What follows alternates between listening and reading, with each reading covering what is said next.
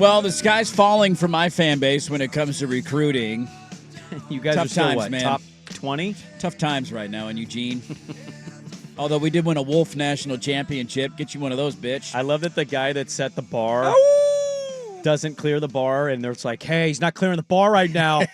Well, I mean, he set the bar. Set himself up to fail. He's been too good. Well, a little bit further up north on the road, old I-5. Your team's doing something in recruiting that has also generated some headlines. Groundbreaking and innovative. Yeah. So I followed this stuff mainly through Nimick. Nimick's had some good reporting on this. Yeah. There is a local prospect who plays at Lake Oswego. LaMarcus Bell. He's Swag's a big stud. fan of Lake Oswego. He goes to all their games. I've seen this kid. This kid is a Excuse stud. me? Wrong side of the lake, pal. Is that lake free yet? Can I go swim in that lake? No. Not yet. I still can't go in the lake? I thought it passed. I thought we're in the lake. You can't go to the swim parks. You can go put your boat in there at the one public park, Millennium Park, Hey, down there. Screw Lake Oswego. I'm jumping in your lake. It's the definition Maybe of a boat. maybe today it's going to be 80 degrees. Maybe Teddy Ballgame and I will drive on over to the lake. algae and the carp. Go jump in that thing. Well, they have a running back named LaMarcus Bell. He's a stud. Fast-rising prospect. Had a great local high school career. I think he's currently rated as a 3-star. A lot of people think that will improve as time goes on. Huffman thinks he's one of the best backs on the West Coast. One of those very typical Oregon State commitments where you're like, under the radar, late riser, all of a sudden he gets to Corvallis and you're like, damn, this kid's a stud. How was he only a 3-star? You've had a lot of those in your history. 5'11", 190, still getting bigger, right? Broke the 11 in the 100-meter dash, incredibly fast. He has been committed to Oregon State for quite some time, and then recently elected to decommit. Now, when he decommitted, he did not say, like, go pound sand, Oregon State. I want nothing to do with you. He still had them amongst the finalists. To the point in the last segment we're just doing, do people realize Jared Curtis was committed to Georgia for over a year? And then he decommitted, opened it up as recruiting. That's when Oregon got back into the mix a little bit. And then he ended up recommitting to Georgia yesterday. So this happens a lot in recruiting. There's a long ways to go until signing day. This kid decommits, fast-rising running back, local in-state product, should be the kind of guy that Oregon State is all over. Well, him decommitting has led Oregon State to canceling his upcoming official recruiting visit and basically telling him, we want nothing to do with you. Yeah, I mean, first of all, like, good reporting. This is a good story. It's interesting. I think there's going to be a little more behind the scenes of this story that maybe we don't get. I've certainly been critical of the football program at Oregon State. I know what they're dealing with. I know how tough it is, but I have been vocal against it. This was not something that bothered me all that much. Interesting. And I'll tell you why. Like, I understand the local tie-in, right? You got a Lake Oswego kid. He's a really fast runner.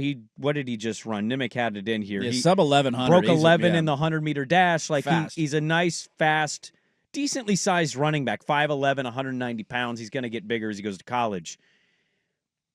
There's got to be more to this than just simply I decommitted and I want to go visit in Oregon State saying, well, we don't want you anymore.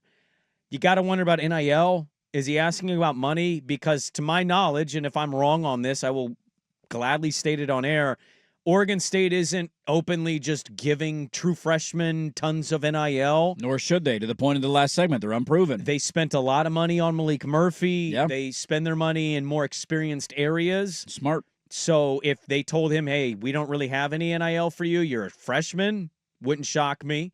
He's decommitting, and he wants to go visit Boise State, BYU, Utah, and he already has an offer from San Diego State. They might know a little more intel of where he's potentially trending at.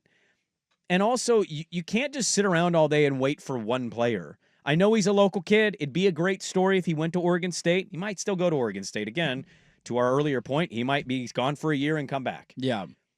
But they might have intel that he's leaning somewhere else. And so, like, are you just going to sit around and wait? Or do you go recruit another player, same position, different place? So, like, I'm going to kind of defend him here in they're not going to get the 4- and 5-star guys. Murphy was a 4- or 5-star type player as they could possibly imagine. When it comes to true freshmen, they have to evaluate who they like, and they can't wait around all day. He's a true freshman. Yeah. Like, he's going to be a true freshman eventually. So, like, they're not going to wait around all day. I know it's not a great look. I totally will concede that point. But I also can't blame them. It's a hard game to play right now in recruiting with high school players. Yeah, I would say I don't disagree with much of the stuff that you're saying. It might be an NIL thing. Maybe he wants a certain dollar figure, and BYU or Boise State or Utah, whoever it might be, is willing to pay a little bit more than Oregon State, and they know, like, hey, we're just not going to win this battle. The only thing that I would add to it, though, is that I don't like the approach because I feel like it closes a door, and in the modern world of college football, you never want to close a door. Like Lanning talks about this a lot in recruiting, and maybe it ends up applying to Jared Curtis. We'll see. Finishing second is a lot different than it used to be. Finishing third is a lot different than it used to be because how many players every offseason are in the transfer portal? So even if this kid doesn't pick you out of high school because you're not going to pay him the most money, let's say he goes to Utah, right? Kind of rides the bench for maybe a year, doesn't play a ton. Second year, he just gets limited carries, but not a lot. And then he's like, you know what, dude, I want a chance to go play. And he's looking elsewhere. Well, guess who's there with open arms if they need a running back at that time? So that was the only part of it. Like, just because he's coming on a visit doesn't mean you can't recruit any other running backs. You don't have to limit yourself to one. You can spread the wealth out a little bit in terms of visits and the guys you're offering and inviting. That would be the only caveat. I don't disagree with you. It might be more to the story than what we're seeing and not just, hey, you turned us down or you split up with us. We want nothing to do with you. Right. I just think it behooves you in the long run. Keep the relationship alive. Maybe he's in the portal in a year and a half. Maybe his mindset changes. Maybe he wants to come back home. There's a lot of kids that want to do that.